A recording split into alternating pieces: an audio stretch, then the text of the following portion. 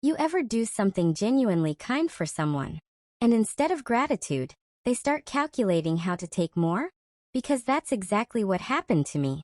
I handed my friend $400 worth of concert tickets for free, and somehow, I became the villain when I didn't immediately hand over everything on her terms.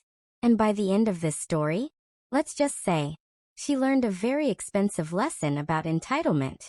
Before we dive in, if you've ever had someone mistake your kindness for weakness, if you've ever watched someone slowly reveal their true intentions, then you're going to want to hear this one all the way through. Hit like, subscribe, and get comfortable, because this revenge didn't involve yelling, insults, or drama, just timing, and karma doing its job perfectly. This story starts back in February. Cold outside, winter dragging on longer than it should, and I needed something, anything to look forward to. That something came in the form of a concert. Not just any concert. A once-in-a-lifetime show. The kind of artist who rarely tours. The kind of tickets that sell out in minutes. The kind people plan their entire year around. My cousin and I managed to snag tickets. 2 of them. $200 each. Expensive? Yes. Worth it? Absolutely. From that moment on, that concert lived rent-free in my head. Every bad day had an expiration date. Every stressful week ended with, at least the concert's coming. It became a promise to myself. Something I'd earned. Fast forward a few months. Out of nowhere, my cousin calls me. She sounds disappointed, apologetic. Something came up. She can't go anymore. I brace myself, already mentally preparing to Venmo her back, because that's what normal people do. But then she says something that honestly catches me off guard. Don't worry about the money. I already paid for the ticket. Just invite a friend. Let someone else enjoy it. $200. Gone. No hesitation. That's who my cousin is. And I think, wow, that's rare. So now I have an extra ticket. A golden opportunity. I invite a friend of mine. We've known each other for a while. Not best friends, but close enough. Concert buddies before. Someone I thought I could trust. She's ecstatic, grateful, excited, thanking me over and over again. And at that point, everything feels right. 4 days before the concert, she texts me, "Hey, did you see the weather forecast? Snow. Heavy snow. High winds. Wind chills near 0. Now here's the important context. I don't drive in snow. At all. Public transportation? That means standing outside, sometimes 20 minutes at a time, in dangerous cold. Uber? Round trip would be over $150. And this isn't just discomfort. This is safety. So I do what a reasonable adult does. I check multiple forecasts.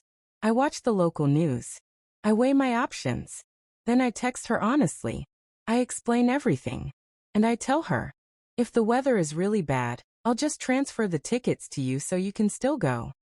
Mind you, that means she gets both tickets for free. That should have been the end of it. Instead, she starts pushing. I need to know ahead of time so I'm not scrambling. I explain again. Weather here changes fast. Snow is unpredictable. I need to see how bad it actually is. She pushes harder. The right thing to do is to tell me now so I can find someone else to go with. That's when my stomach drops. Because suddenly, this doesn't feel like concern. It feels like planning. She lives near the venue. Walking distance. She has another friend she always goes to concerts with. Someone else who also lives nearby. And I can practically see it happening. The texts, the planning, the assumption that the tickets are already hers. Not if I can't go, but when. Before a single snowflake hits the ground. I sit there staring at my phone. Heart racing. Jaw clenched. Because now I understand something important. She's not worried about me. She's worried about convenience. She doesn't want to wait. She wants control. She wants the tickets. And she wants me out of the picture now. So I make a decision. Not emotional. Not impulsive. Calculated. I text her. I've decided that since the weather is likely going to be bad, I'm going to list the tickets for resale and try to get my money back. There's a pause. Then she replies with one word. Wow. Not concern. Not understanding. Just judgment. I feel heat rush to my face. My fingers hover over the keyboard. And then I send the message that draws the line in the sand. Oh, did you expect me to transfer $400 worth of tickets to you before the snow even hits the ground? Or do you want to buy them yourself? Silence. No reply. And in that silence, everything becomes clear. At this point, I'm done. Even if the tickets don't sell, she's not getting them. Because this was never about safety. It was about taking advantage. The next morning, she texts again. She offers me $200 for both tickets. Because, and I quote, "Your cousin already said I could have the other one for free." I actually laugh. Out loud. So now she's reframing my cousin's generosity as a discount she's entitled to. That's when I respond. Wow. That's so nice of you. A real friend would invite me to stay over in case of bad weather.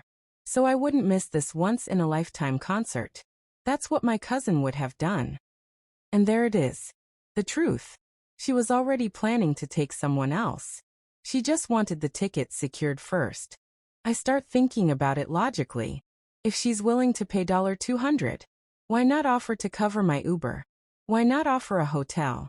Why not include me in any solution? Because she never intended to. This was always about maximizing her gain. Update number 3, karma arrives. Then it happens. The tickets sell. Both of them. Full price. $400 back in my account. I refund my cousin immediately. Everyone made whole. Except the person who thought kindness meant weakness. Climactic revenge payoff. 3 to 5 minutes. There was no dramatic confrontation. No jailing. No name calling. Just silence. Because when entitlement meets boundaries, it collapses. She lost the concert. Lost the experience. Lost my trust. And all she got to show for it was a single word. Wow. Reflective wrap-up. Here's the thing. Revenge doesn't always look like fireworks. Sometimes it looks like not being used. Sometimes it's just saying, "No, you don't get to decide for me." And sometimes, karma doesn't need help at all. If this story hit a nerve, if you've ever watched someone's true colors surface the moment money or convenience got involved, hit that like button. Subscribe for more emotionally satisfying revenge stories. And tell me in the comments, where should the line be between kindness and self-respect? Because this one, I'll never forget.